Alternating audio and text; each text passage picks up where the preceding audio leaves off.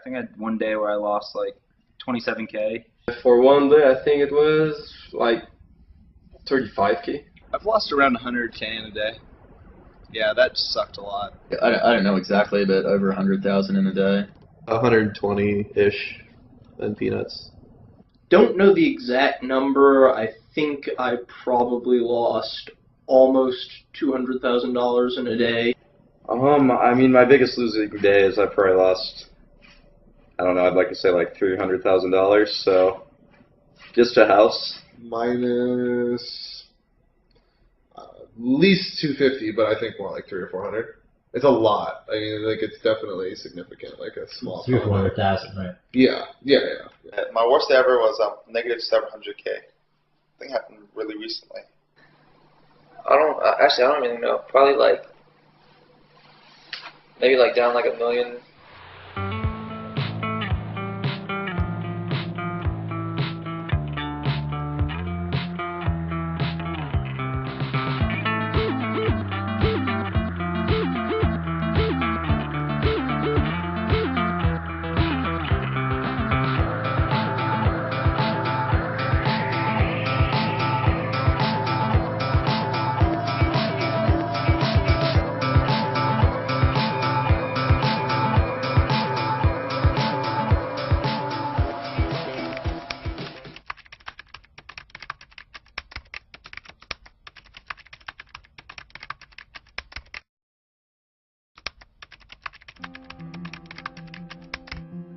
Yeah, we were born in Fairfax, Virginia, which is 20 minutes south of DC.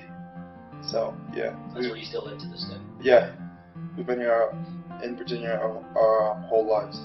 My mom stays at home, so she's like pretty much a housewife type. She takes care of like everything in the house. And my dad is a patent examiner. He examines like patents. He was a petroleum engineer or something. I never felt like a younger brother per se, because like growing up I always played with Z and his friends. Even when we played sports, when I was like in 3rd grade, I would play with like, you know, the 4th graders, which back then, it was like, I mean, they seemed much bigger back then, obviously. And so like I never really looked at it in the sense, hey, you know, Z's bigger and older than me. I just, you know, figured he was just like another person. Yeah, I think we're pretty close knit, because most people when they turn like 22 or 23, they just move out of the house. But we all still live in the same house that me and Hack kind of, you know, bought for my whole family. Me and Hack always pay for a lot of the stuff that, like vacations, and you know, we paid for our house, or at least paid for the biggest part of our house. And then we bought my mom and dad each a car. One time we went down to visit my family for Christmas. This was back before poker, before we made a lot of money. All my family lives down in Louisiana, like in the same area in Baton Rouge. And what happened was our car broke down like an hour away from Baton Rouge, like the day before Christmas. And then the very next day, my uncle took my parents out to the car dealership and just bought us a car, like a brand new car to drive back to Virginia at the end of the week. And I don't think a lot of families would, you know, just like straight up buy someone a car just because their car broke down. You know, just stuff like that. Like you can tell. It's like you can tell, like if you needed someone to be there, then you can get it. You know, you can get help from them.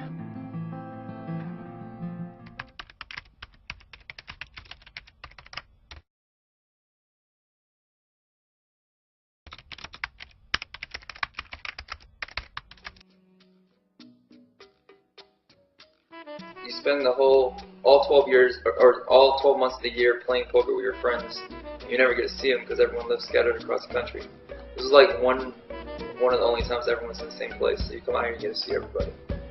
I have a pretty love-hate relationship with Las Vegas. It's got some good sides and some bad sides. It's got a bit too much of everything, which is a good thing and a bad thing. Vegas is, I mean, land of opportunity. The city itself is actually retarded in my mind. I mean, it's like the biggest concentration of useless things I've ever seen. There's like nothing useful in Vegas. Like here in Vegas, like I feel like you're understood if you're a professional poker player. I kind of think of it on the job scales, like jobs are ranked by prestige, you know, like doctors up here, lawyer, teacher, you know, and then like janitor, fast food worker or whatever. I think in like the Midwest, like poker player is, you know, right about on the same level as working at McDonald's, I think, in a lot of people's minds. And like out in Las Vegas, like poker player is like above rock star, you know, like everyone thinks it's like the coolest thing ever, and like that's something awesome, you know, and you don't have to give like a 20-minute spiel every time you tell people you're a professional poker player. It's understood there's other people out here, you know, it's an accepted profession. You know, basically, at least in my opinion, most of the very talented poker players are all, you know, under the age of like 26. And, you know, is it going to be like that from 20 years from now? Is it just going to always be a kid's game or not? And it's impossible to say, because the reason I feel that most of these kids are so much more successful is because they played a lot more hands due to online poker, and they have all these tools and programs and resources that these old-timers, you know, never had and really never bothered to learn how to use. To beat online poker, you have to be online poker. What that quote's saying is pretty much like you have to breathe, eat and sleep poker. Just pretty much that's all you have to do if you want to be an elite player, like any other job, I guess. When you're learning a game like poker, or any game, or any skill really, or ability, you just need to be very competitive and have a drive for success. I mean, no matter what, if people are thinking, you know, way over your head and whatnot, you're never going to beat them. So I think intelligence is by far the most important factor. Like, it's sort of like a requisite. Like, you can't really become a world-class poker player unless you are intelligent, or you have the type of brain to think, you know, to solve puzzles and think about things, and, you know, like think about logical problems. I think if you look at, like, the correlation there is extremely high. I think, I mean, people that are playing higher stakes than me are like a lot of them are smarter. People playing lower stakes, like, a lot of them aren't as smart, you know, and there's definitely a lot of correlation there, even up to the highest level. Everyone I've met, myself included, has a weird sort of perfectionist side to them. They really beat themselves up over mistakes. They have to do everything right. We're definitely obsessive, you know, obsessive perfectionists. You know, we always want to figure out stuff. I think that, you know, we're always dissecting scenarios, not only in poker, but I think people in poker that are successful are generally pretty analytical by nature. You need to be able to analyze yourself and be honest with yourself, because you're going to have a lot of leaks as you progress. And if you can't acknowledge that you have those leaks and you need to make certain changes, then you're not going to get anywhere. It's critical thinking, like the ability to think in a critical way about a hand you played, as opposed, and objective, like being very objective about a hand. So rather than saying like, God damn it, like, that sucks, you know, just being like, okay, well that doesn't suck, it just exists, it is what it is, like, how are we going to deal with that, you know? You gotta have like some balls. You gotta have some gamble. You can't be afraid to lose money. You have to be able to see that it's like a tool to do your job, kind of like thing. You know, they might be better than the top players, but they don't want to buy in for $5,000 or $10,000 at a certain game and, you know, take the risks that all the elite players at one time probably took. You have to be able to deal with gambling, because I know a couple of guys. My brother is one who super intelligent, super logic, and he could have, like, he tried poker and he understood poker pretty much perfectly for his level. But as soon as there was money involved, he started shaking and he just brain farted every single time because he was so scared of gambling. So yeah, you have to be able to deal with gambling. Otherwise, you're never ever gonna. No matter how good you are or how good you play, there's going to be a time where you just get hammered for a lot of money.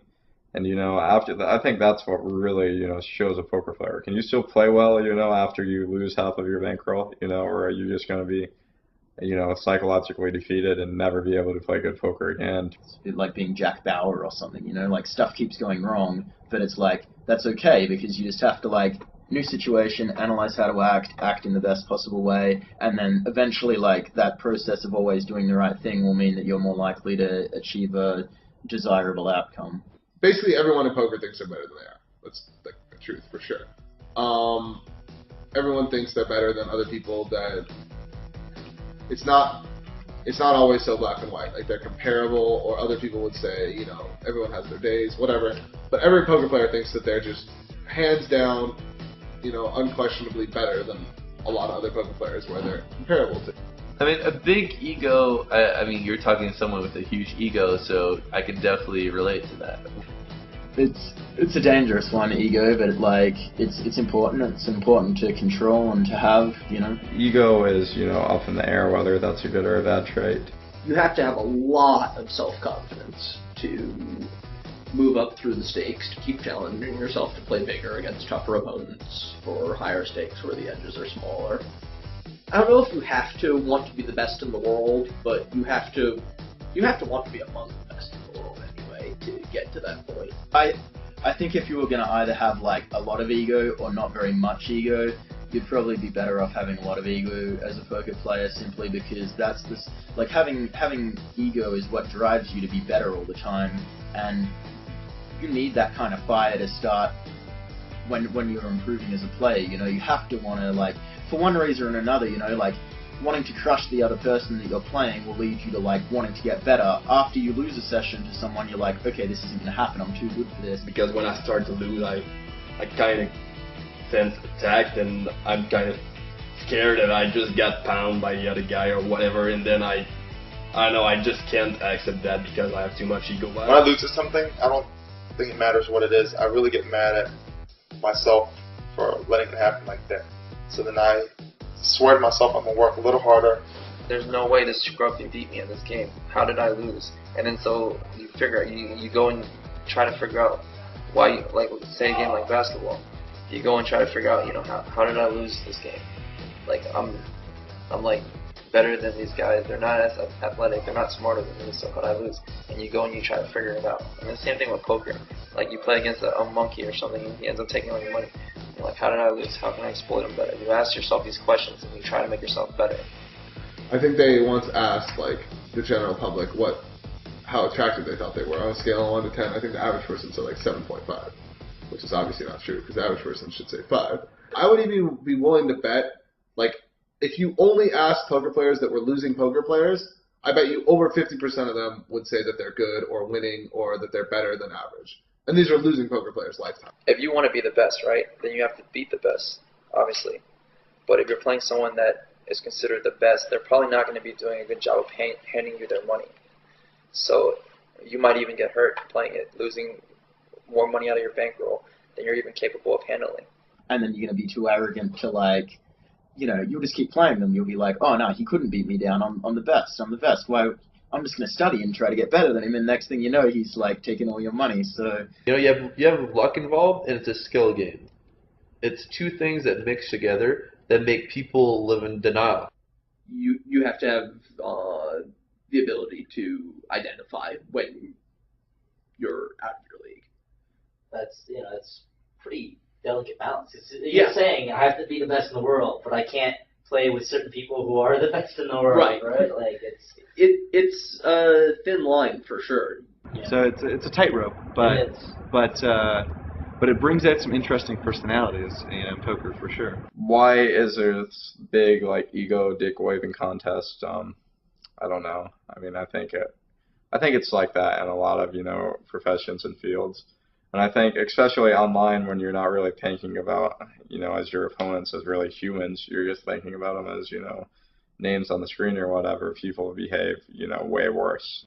But they'll battle it out for hundreds and thousands of dollars just for the purpose of showing of proving their point, you know, and thinking that they're the best. You know? Maybe they just watch Braveheart too many times.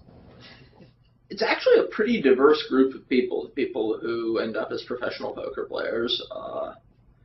I guess we mostly have in common a sort of bit of a disdain for authority, definitely not liking to have a boss or have to show up at work at the same time every day, do the same thing every day. You have no requirement to do anything.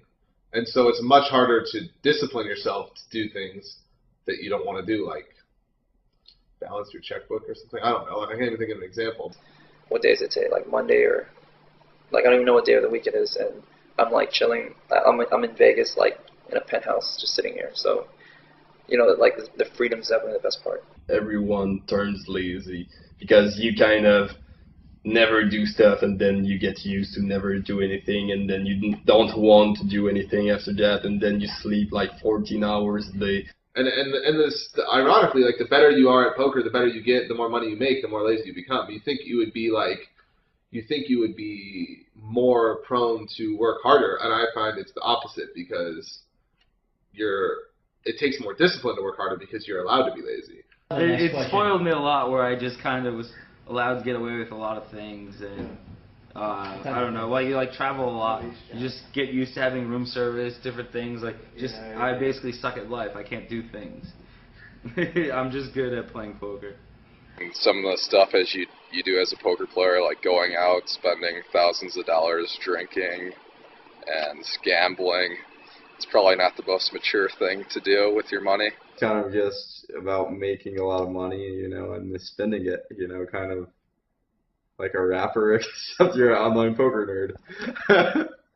Absolutely. You see poker players hang out, and they're constantly just inventing games and trying to beat each other at anything. We were betting on like which wave would be the biggest, like why, you know, watching the ocean and stuff like that. Anything involving skills, like we have something in our hand and there's a can. I mean, there's 100% that we're gonna find bets. We're gonna find HUDs for that, and we're gonna bet on it.